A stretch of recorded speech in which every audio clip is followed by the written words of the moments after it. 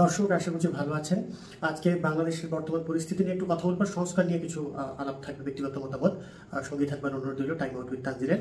তো শুরুতেই যেটা বলতে চাই সেটা হচ্ছে, আমরা এই সরকারকে দেখতে পাচ্ছি, অন্তর্বর্তীকালীন সরকার, যেটি আসলে কোনো অভ্যুত্থানের পরে বাংলাদেশের ক্ষমতা গ্রহণ করেছে এবং তাদের প্রচুর জনসম্মতি ছিল, তার কারণে কিন্তু এই সরকারটা গঠন করা হয়েছে। এবং শুরু থেকে একটা দাবি, জনদাবি যেটাকে আমরা বলতে পারি, সেটা ছিল যে সংস্কার সাধন। যে বর্তমান যে সংবিধান রয়েছে, এই সংবিধানের উপরে অনেকেরই অনাস্থা রয়েছে, কিন্তু সেই সংবিধান পুরোটা ফেলে দিয়ে নতুন একটা সংবিধান রচনা করা, সেটির দিকে আসলে যাওয়া হয় নাই। তো এখন যেটা আলাপ হচ্ছে যে সংস্কার করা, কিন্তু সংস্কারের আমরা কোনো একটা রূপরেখা কিংবা যদি বলি দৃশ্যমান কোনো সংস্কার এখন পর্যন্ত আমরা দেখতে পাইনি। বিশেষ করে কোনো নির্দিষ্ট কোনো মন্ত্রণালয়, নির্দিষ্ট কোনো খাতকে নিয়ে কোনো একটা রূপরেখা আমাদের সামনে এখনো পুরোপুরিভাবে হাজির করা হয়নি। বারবারই আমরা সংস্কারের কথা শুনছি। কিছুদিন আগে কবি, প্রাবন্ধিক এবং চিন্তক ইমরুল হাসান তিনি লিখেছিলেন যে কি সংস্কার হচ্ছে, কতটুকু অগ্রগতি হয়েছে, প্রত্যেকটা মন্ত্রণালয় তার একটা আপডেট বা হালনাগাদ মানুষকে দিতে পারে এবং সেটার একটা চার্ট কিংবা একটা রিপোর্ট আকারে, প্রতিবেদন আকারে সেটা নিয়মিত তারা প্রকাশ করতে পারে। কিন্তু এখন পর্যন্ত আমরা সেরকম কিছুই দেখিনি। ইতিমধ্যে যেটা হয়েছে যে নির্বাচন নিয়ে একটা টানা পড়েন, নির্বাচনের ডেডলাইন বা তারিখ নিয়ে একটা হই হল্লা, সমালোচনা, আলোচনা অনেক কিছু হয়েছে। প্রধান উপদেষ্টা ডক্টর মোহাম্মদ ইউনূস বলেছিলেন যে 2026 জুনের ভেতরে নির্বাচন হবে। তো সেটা নিয়ে বিএনপি বেশ জোরালোভাবে দাবি জানায় যে একটা নির্দিষ্ট রোডম্যাপ যেন প্রধান উপদেষ্টা জানান। তো তিনি পরবর্তীতে এপ্রিলের প্রথম সপ্তাহে বা দ্বিতীয় সপ্তাহে, মানে এপ্রিলের প্রথমার্ধে নির্বাচন হবে এই কথাটা বলেছিলেন। তো তখন আবার বিএনপি একটু ক্ষোভ জানায় এবং তারা বলে যে না, এপ্রিলে নির্বাচন হলে সেটি অনেক বেশি দেরি হয়ে যায়। তারা ডিসেম্বরের ভেতরে নির্বাচন আয়োজনের কথা জানায়। তাদের যে জ্যেষ্ঠ যে নেতারা ছিলেন তারা অনেক কথা বলেন এটা নিয়ে। তো সর্বশেষ যেটা হয় যে প্রধান উপদেষ্টা লন্ডনে গিয়ে বর্তমান যে চেয়ারপারসন রয়েছেন, ভারপ্রাপ্ত চেয়ারপারসন বিএনপির তারেক রহমান, তার সঙ্গে বৈঠক করেন এবং তার সঙ্গে বৈঠক করার পর যেটা আমরা দেখতে পাচ্ছি যে 2026 ফেব্রুয়ারির হয়তো 12 তারিখ নির্বাচনটা হতে পারে, এরকম একটা জোরালো সম্ভাবনা দেখা যাচ্ছে এবং খুব শীঘ্রই হয়তো এরকম একটা ঘোষণা আসবে। অন্তত বিএনপির ভক্ত সমর্থক নেতৃবৃন্দ যারা রয়েছেন তাদের হাবভাবে এরকমটাই মনে হচ্ছে।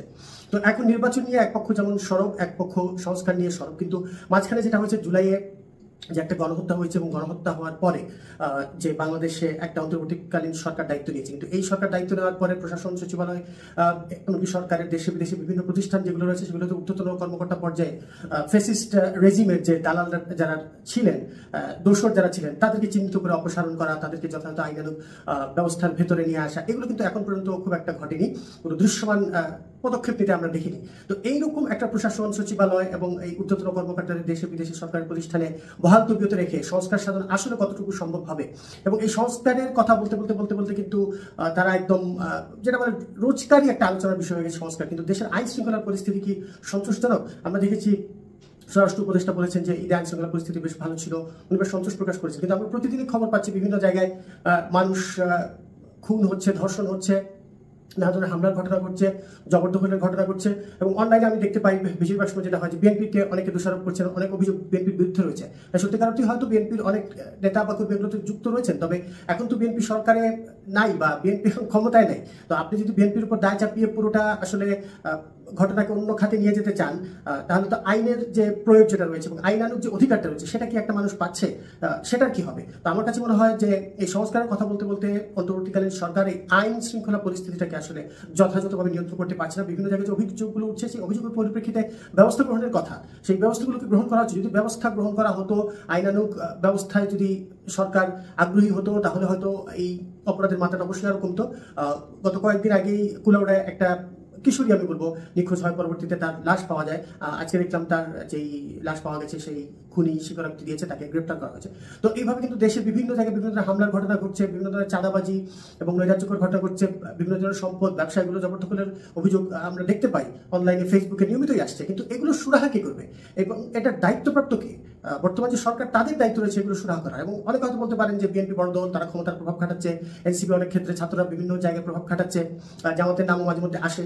তো এই যে বিষয়গুলো আছে এগুলো আসলে ধর্তব্য না। কারণ হচ্ছে আপনি যেহেতু সরকারে আছেন, আপনি দায়িত্বশীল। আপনি স্বরাষ্ট্র উপদেষ্টা হোক বা যে মন্ত্রণালয় হোক, যে মন্ত্রণালয়ের অধীনে যে কাজটা পড়ে, যে অপরাধটা পড়ে, তাদের উচিত হচ্ছে সেই অপরাধীকে পাকড়াও করা, অপরাধীকে আইনের আওতায় নিয়ে আসা। এবং যদি কোনো কারণে তারা বাধাগ্রস্ত হন, যদি কোনো কারণে কোনো রাজনৈতিক দল, কোনো নেতা কিংবা অন্য কোনো চাপের মুখোমুখি তারা হন, সেটা তো তারা গণমাধ্যমে জানাতে পারেন।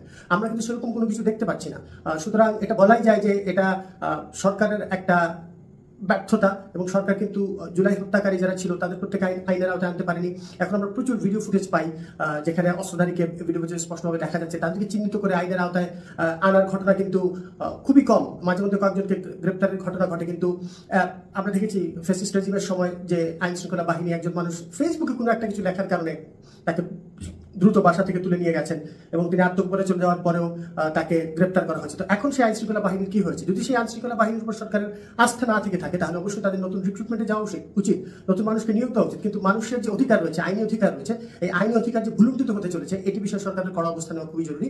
আরেকটা বিষয় হচ্ছে সংস্কার নিয়ে আমরা কিছুদিন পরপরই পত্রপত্রিকায় কিংবা সোশ্যাল মিডিয়ায় আমরা কিছু ছক দেখতে পাই, টেবিল দেখতে পাই যে বিএনপি কোন কোন বিষয়ে একমত হয়েছে, হয়নি, এনসিপি জামাত কোনটাতে একমত হয়েছে, হয়নি। তো এই যে নৈর্ব্যক্তিক একটা বিষয়, এটা দিয়ে কি সংস্কারের পক্ষে কারা বা বিপক্ষে কারা এটা যথাযথভাবে মূল্যায়ন সম্ভব? এটা তো আমার কাছে অনেক সময় মনে হয় যে কাউকে লেবেলিং করবার জন্য বা কারো বিরুদ্ধে জনমতকে উস্কে দেওয়ার জন্য বা জনমতকে তাদের বিরুদ্ধে কাজে লাগানোর জন্য এটা একটা পরিকল্পনার মতো আমার কাছে মনে হয়। আমার এখনকার মতামত হচ্ছে যে সরকারের কড়াভাবে এই আইন শৃঙ্খলা পরিস্থিতি নিয়ন্ত্রণের জন্য পদক্ষেপ নেওয়া উচিত।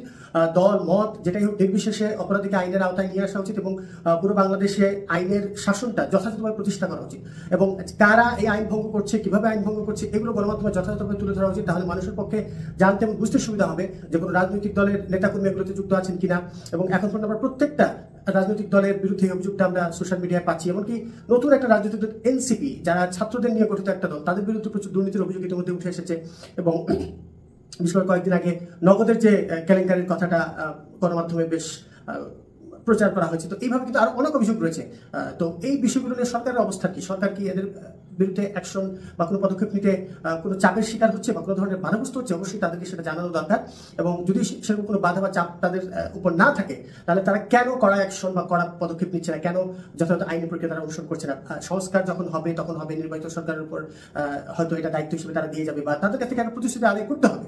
বা জুলাই চার্টার এখন পর্যন্ত ঘোষণা করা হয়নি, আজকে 10 মাস পার হয়ে গেছে, জুলাই চার্টারটা ঘোষণা করা যায়নি। কয়েকদিন আগে ইমরান হোসেন নামের একজন আহত, জুলাইয়ের যিনি আহত ছিলেন তিনি মারা গেছেন।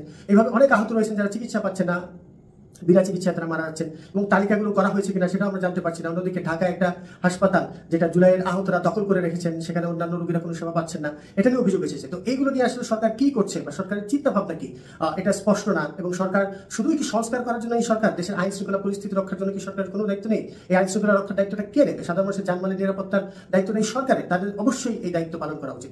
আশা করব সরকার এটা নিয়ে দ্রুত পদক্ষেপ নেবে এবং শুধুমাত্র সংস্কারের এই মালাটা সরকার যুক্ত যুক্ত দেশের যে 12:30 বেজে গেছে আইন শৃঙ্খলা পরিস্থিতি, এটার প্রতি তারা যত্নবান হবে। তারা সংস্কারটা যেভাবে করা দরকার সেভাবে অবশ্যই রাজনৈতিক দলগুলোর সঙ্গে আলাপ আলোচনা করে তারা সেই সংস্কারটা করতে পারে। আর অন্যদিকে দেশের আইন শৃঙ্খলা পরিস্থিতির অবশ্যই নিয়ন্ত্রণে আনা উচিত এবং যানবাহনের নিরাপত্তা নিশ্চিত করতে যত ধরনের পদক্ষেপ নেওয়া দরকার তাদের পদক্ষেপ নেওয়া উচিত। আশা করি প্রধান উপদেষ্টা যিনি রয়েছেন তার সদিচ্ছার অভাব নেই, আমরা জানি, কিন্তু বাকি যারা রয়েছেন সেই বাকিরাও এই আইন শৃঙ্খলা রক্ষায় নিজ নিজ অবস্থান থেকে যতটুকু সম্ভব দায়িত্ব পালনের সচেষ্ট হবেন, সেটাই আমাদের প্রত্যাশা। ধন্যবাদ।